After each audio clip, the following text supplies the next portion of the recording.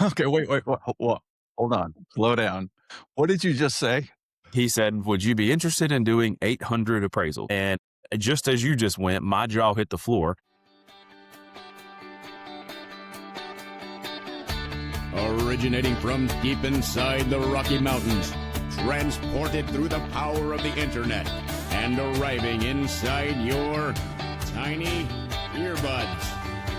It's the Appraiser Coach Podcast, helping appraisers increase their efficiency, quality, and make more money. Here's the guy who makes it his life's mission to create value for real estate appraisers nationwide. Your host and the Appraiser Coach, Dustin Harris. All right, my friends, welcome back to the Appraiser Coach Podcast. My name is Dustin Harris. Of course, I am the Appraiser Coach, and with me is a good friend, full stop, Mr. Ethan Brooks. He happens to also be a member of our mastermind team on the East Coast team. But first and foremost, he is a friend, and he is coming back to the show after a little bit of a hiatus. We had Ethan on in 2023. Back, Ethan, when most appraisers were down, you had a record-breaking year on episode number 877. Recap a little bit about your story and where you hail from, and just a little bit of a bio. Yeah, so we are excited to be here. First things first, thanks for having me. I always love to be back. But Ethan Brooks, owner of Brooks II Appraisers, we are based out of Sanford, North Carolina, which is just south of Raleigh. And we currently have now 5 appraisers, had a couple of retirees, but now 5 full-time appraisers that are working with us and covering about the lower quarter of the state. So the southeast corner, I like to tell people, is kind of where we're working. I bought Brooks II Appraisers from my parents when they retired in 2022. So 4 years ago, we were, I think I said this before, we were everything but the foot kicking from the Flintstones.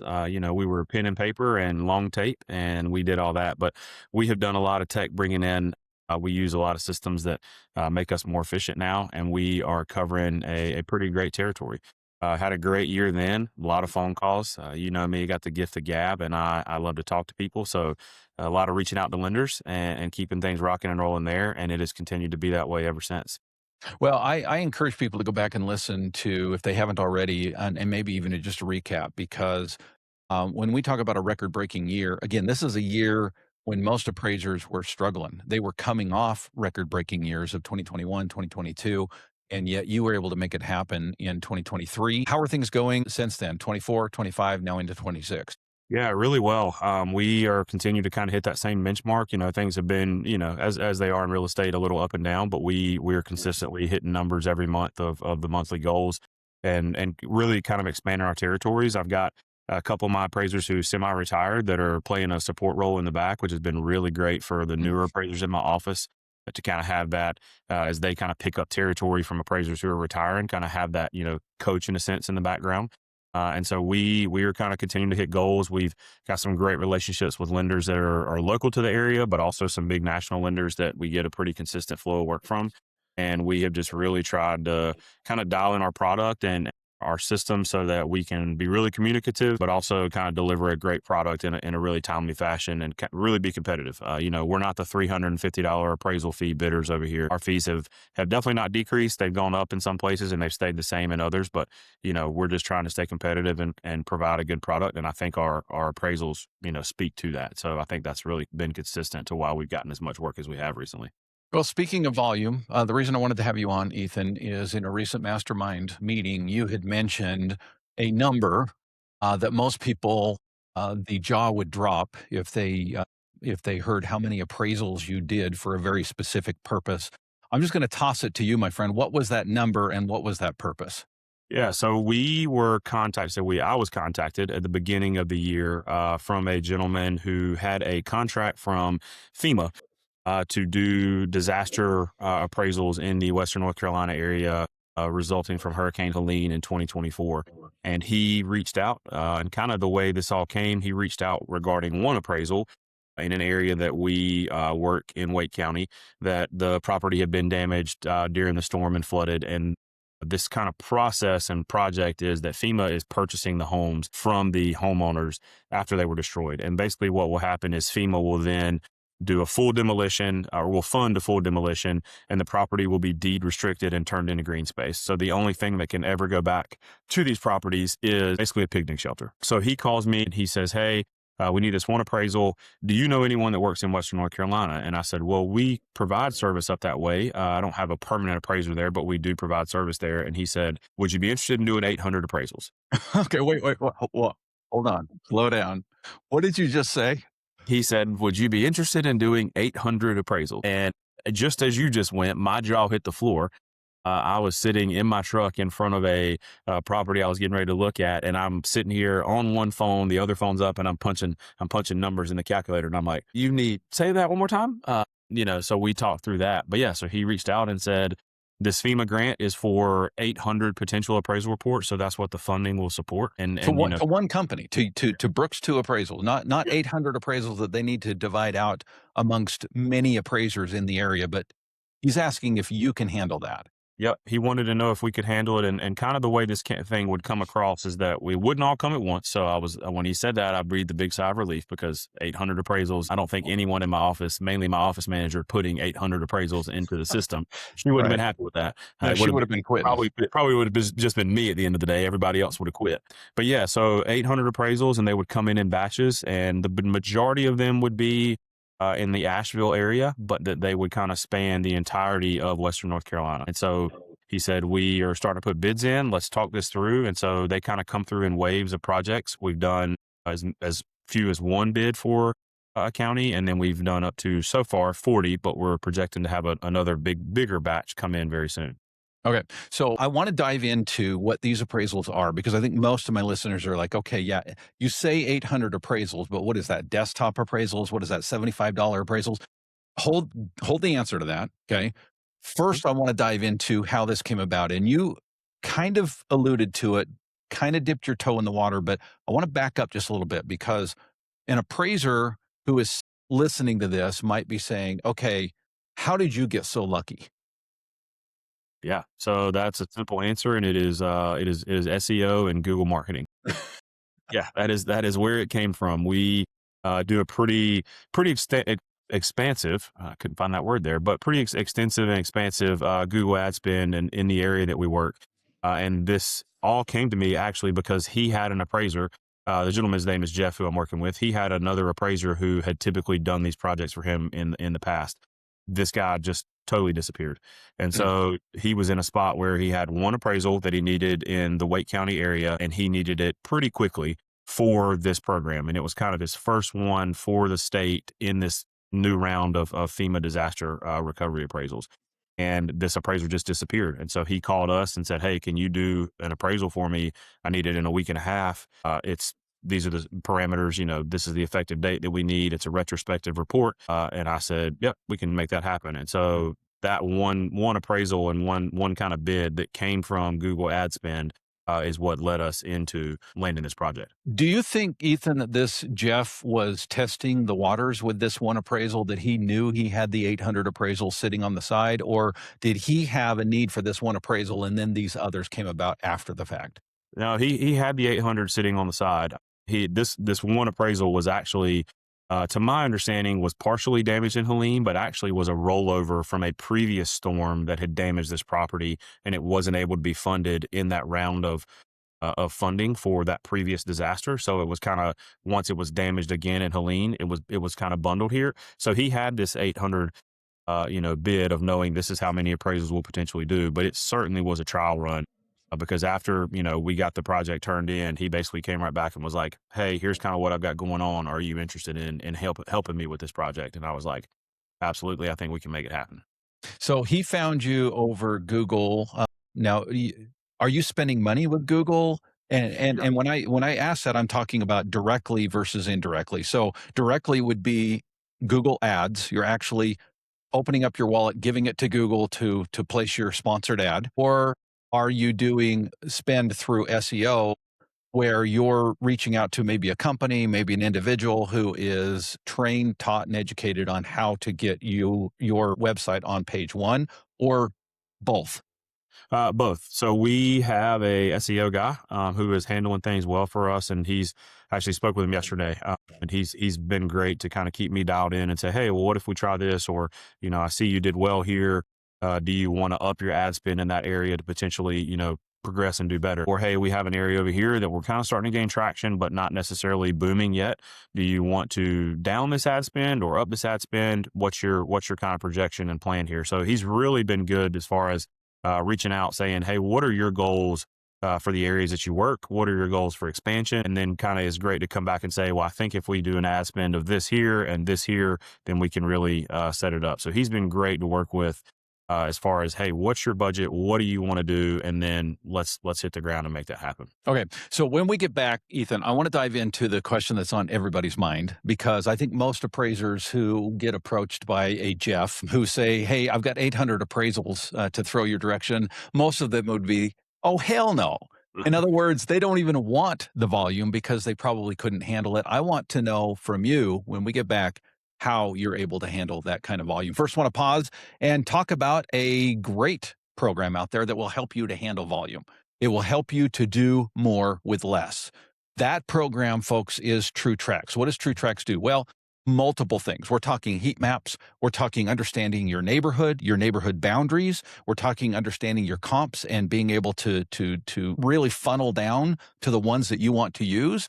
But more importantly, support for your adjustments. You hear about it all the time, how important it is to support your adjustments. You don't just pick $65 per square foot out of the air, folks. You've got to have support. You got to have data support. And TrueTrax helps you to do that quickly, efficiently, and with support in your work file. Check them out by going to truefootage.tech/tools. Let me give that to you one more time. It's truefootage.tech/tools. And if you use coupon code Appraiser Coach, that's capital A, capital C, no space, Appraiser Coach, you will get 6 weeks free. That's right, 6 weeks to try it out. It's truefootage.tech/tools. We, of course, are sponsored by Working RE Magazine. Working RE is the place that I go on a regular basis to know what the hell's going on in the appraisal world. I chose to be a part of this career, folks. I might as well be plugged into what's going on, what's new, what's happening in Washington, what's happening with the GSEs, what's happening in our 3.6 conversion, everything in one place. It's free, folks. It's free. All you have to do is go to workingre.com and sign up for their newsletter. You will not regret it. Workingre.com.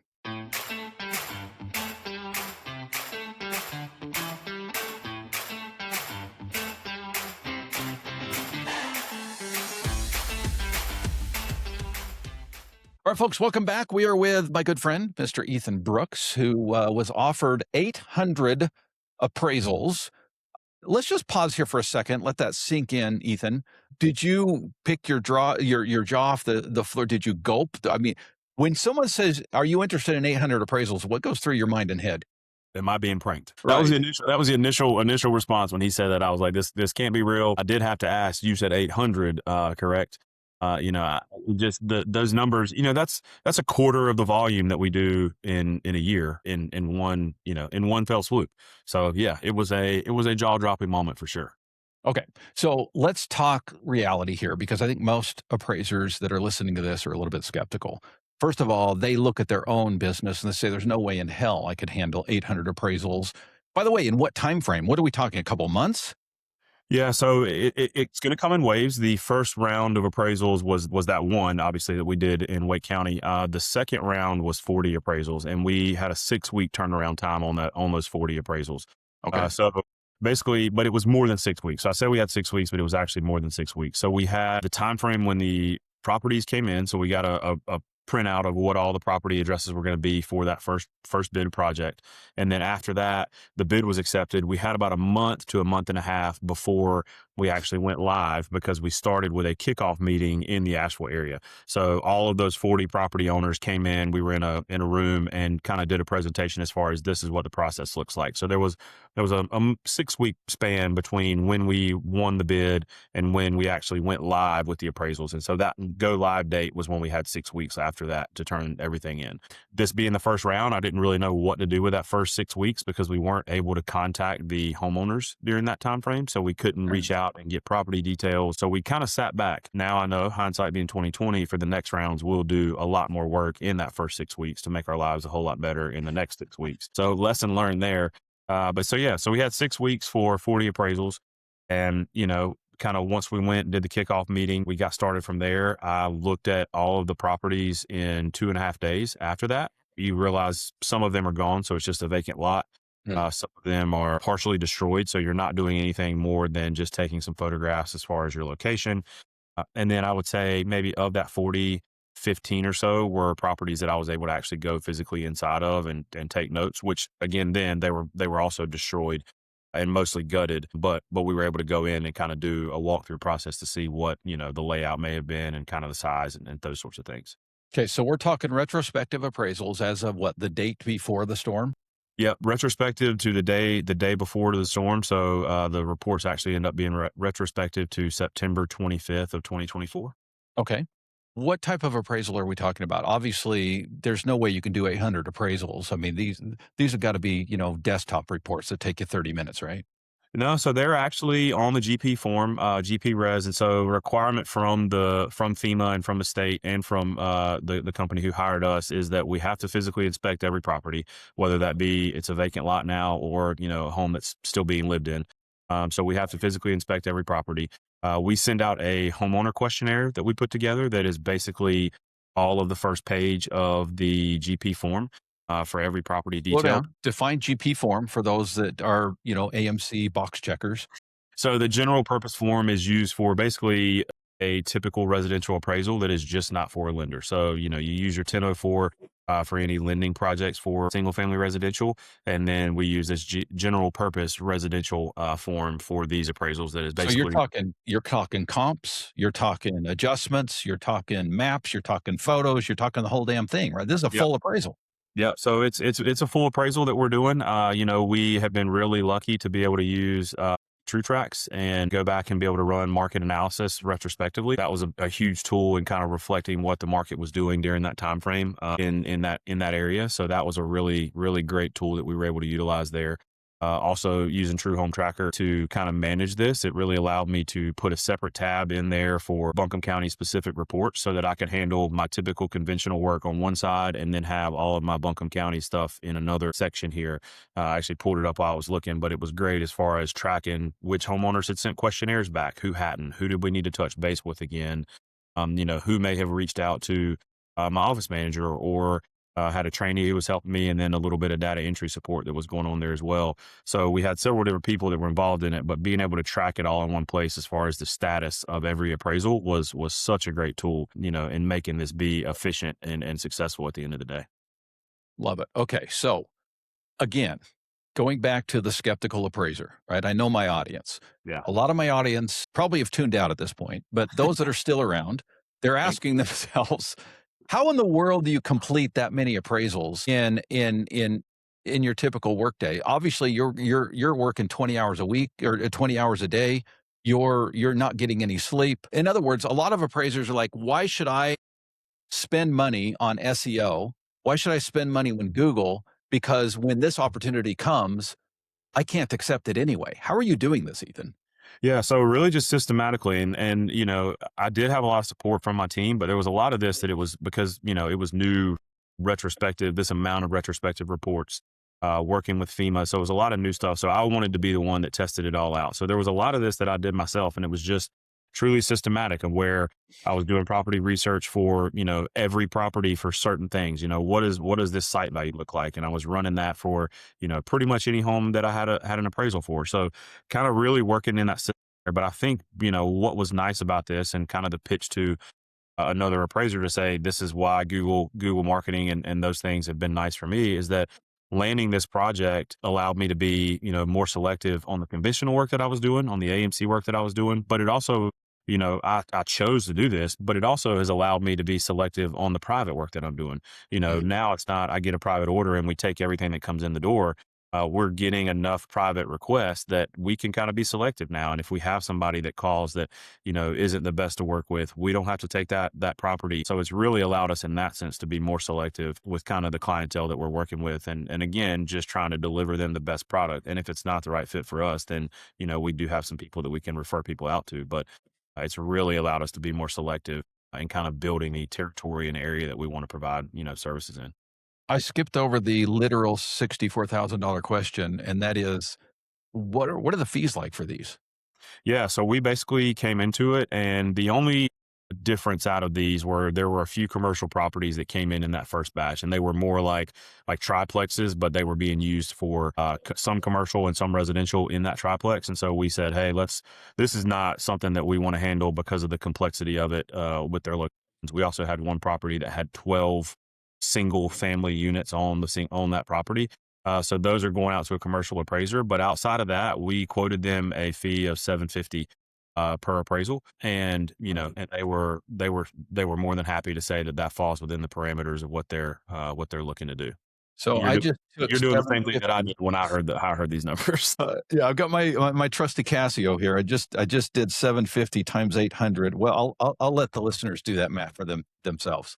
Yeah. Impressive, my friend. What advice would you give to appraisers, specifically those who might be listening to this that are, used to making their money through AMCs? They are worried about the interest rates. They are worried about the ebbs and flows of the market, and as an appraiser, how that affects their ability to be able to pay their bills.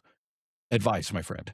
Yeah, I think really just being specific with what you want to be. Who do you want to be? Do you want to service everyone? Do you want to just service AMCs? Do you just want to service private work? We do both. And I would say, we're still, if the meter's laying there, we're more AMC work than we are private, but our private work is definitely growing. But for us, we decided that we wanted to do it all, and we didn't want to be specific to one or the other. So I think, whatever you want to do, committing to that 100% and diving into that and servicing that product. For me, myself, I really love people. And so this was kind of a project for me that, yeah, the fees were great, but I'm doing something here for people who have in most senses lost everything. And they are going through probably one of the worst moments of their lives. Some people, saw people die. Some people lost, people in this storm. And so it was something to me that kind of really hit home. And I was excited about what it could do for the business, but I was really much more excited for the service I was going to be able to provide to these folks who had lost everything. And I had a lot of people while I was up there said, "Oh, I'm sure you're getting paid handsomely for this." And